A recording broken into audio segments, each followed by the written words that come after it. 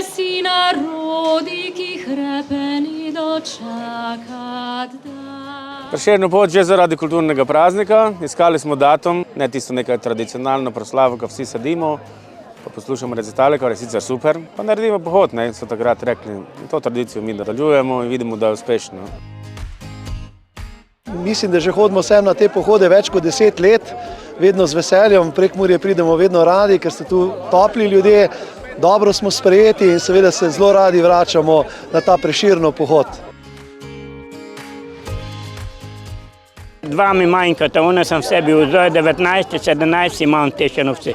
Pa Prešeren je tudi naš bil največji slovenski pesnik, pa se ga doležim. Tudi z cele Slovenije je dosti pohodnikov, pa je lepi pot je fejs.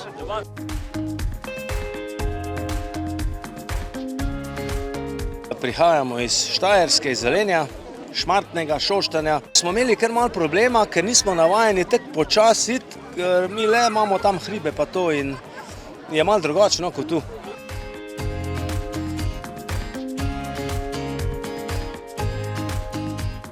Tradicionalno se k nam vračajo pohodniki, čutijo se tu dobrodošle.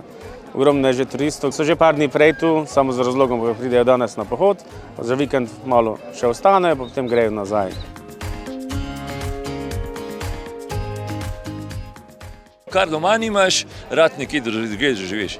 In če združim te ravnice s temi ljudmi, ki tu živijo, ki so srčni, ki so res nekaj posebnega, je to eno tako doživetje, ki ga moraš doživeti. Zaradi tega mi vsako leto sem prihajamo in to doživljamo. In to nam je res krasno.